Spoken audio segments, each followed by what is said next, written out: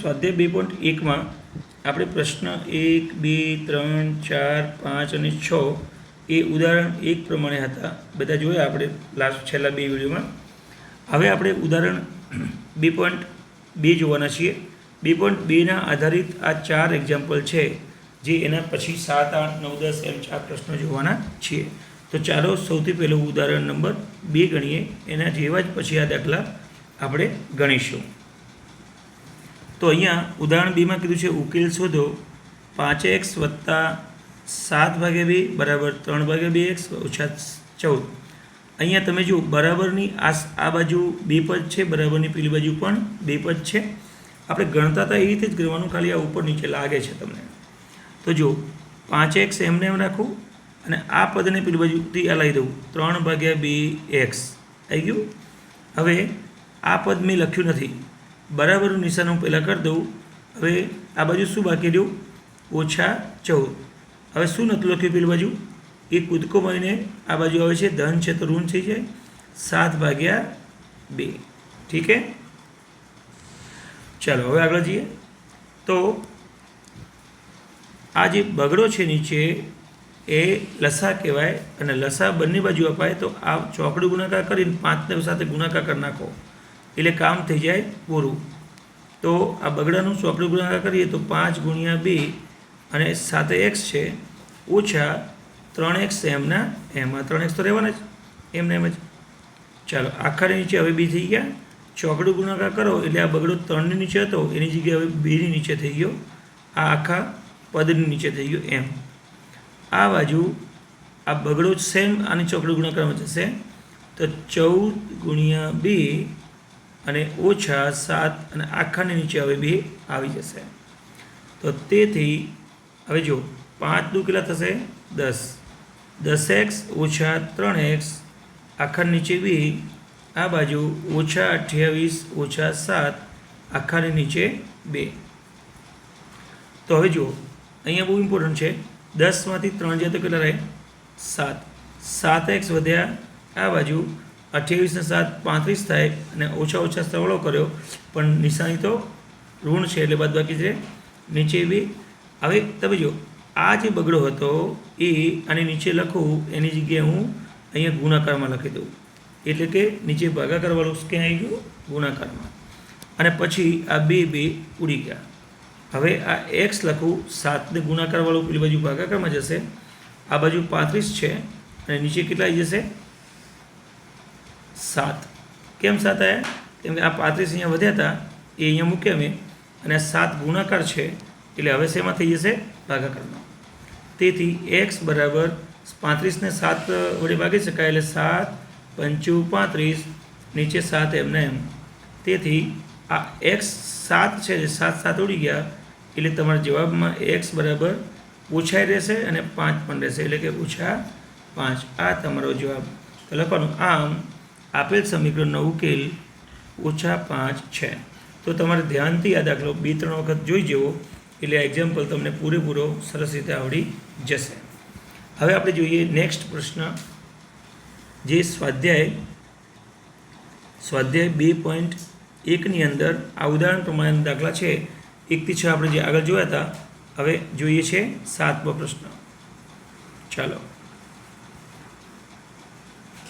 7મો પ્રશ્ન છે તમારો સ્વાધ્યાય 2.1નો. x બરાબર 4/5 x વત્તા 10. તો સૌથી પહેલાં આપણે શું કરીએ?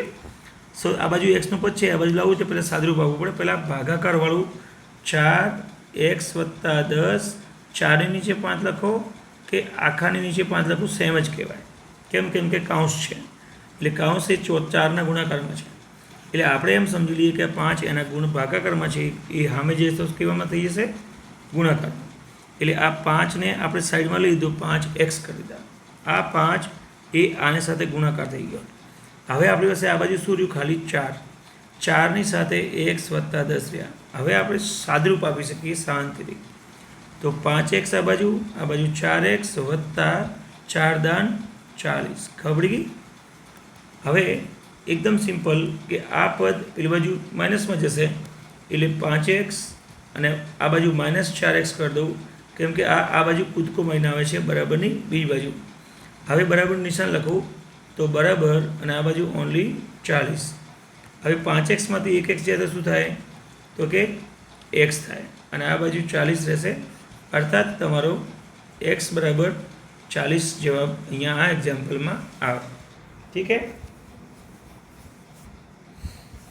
હવે એમ કે ભાઈ મારે પેલું ચકાસણી કરવી છે, તો લાવ ચકાસણી કરીએ કે આ એક્ઝામ્પલ આપણે સાચો ગણ્યો કે ખોટો ગણ્યો. ચાલો ચકાસણી કરીએ. ડાબી બાજુ તમારી છે એક્સ, અને એક્સની જગ્યાએ આપણે 40 મૂકી દીધા. આ પહેલું આન્સર પૂરું. હવે જમણી બાજુ કરીએ, એ 40 આવવા જોઈએ. ડાબી બાજુ તો એક્સ જ છે, એમાં એની જગ્યાએ મેં 40 મૂકી દીધા, જે જવાબ આવ્યો.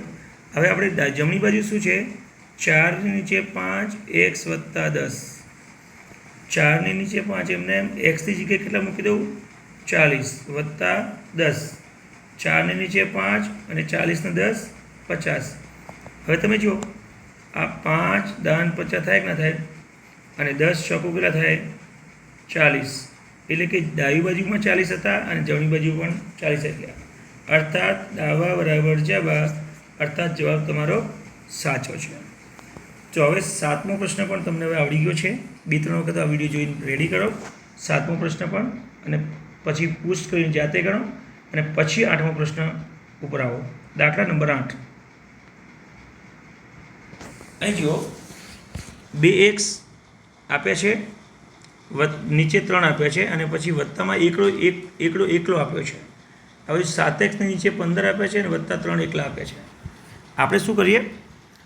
સૌથી પહેલાં સાદુરૂપ આપીએ અથવા એક્સના પદોને ભેગા કરીએ. બેમાંથી કોઈ બી એક કામ કરી શકાય એમ છે, તો આપણે સાદુરૂપ આપીએ. તો સાદુરૂપ આપવામાં આપણે વાત કરી હતી, આને એક ચોકડી ગુણાકાર થશે, 3 લસા કહેવાય. એટલે તો 2x એમને એમ, અને 1ની સાથે 3નો ગુણાકાર. આખાની નીચે 3 આવી ગયા. વાત સમજાવી હતી કે આ 3 એની નીચે છે.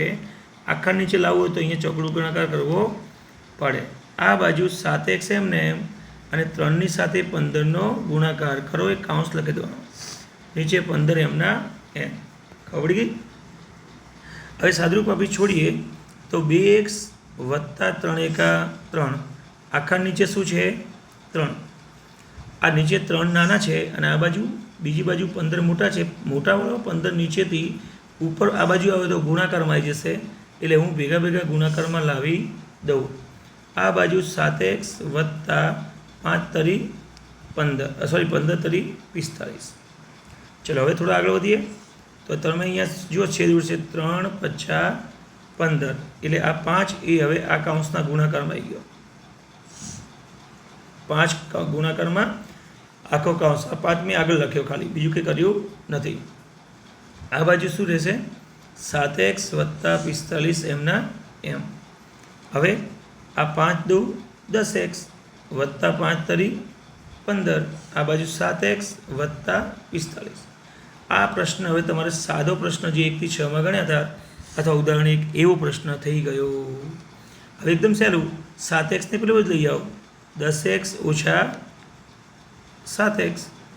આ બાજુ આ 15 ને પેલું જ લઈ જાઓ, તો 45 ઓછા 15. 10માંથી 7 જાય તો 3x. આ બાજુ 45માંથી 15 જાય તો 30. તો તેથી x બરાબર 30ની નીચે 3.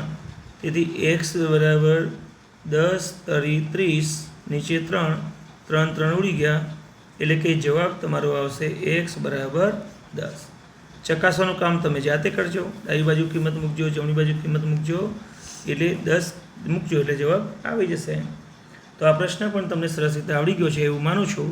અને હવે આને પણ તમે 2-3 વખત ગણો, દેખો, અને પછી એકવાર જાતે ગણો, અને પછી આપણે 9મો પ્રશ્ન આવતા વિડીયોમાં જોઈએ. 9મા પ્રશ્નને તમે એકવાર ટ્રાય કરજો, પછી વિડીયો ચાલુ કરજો.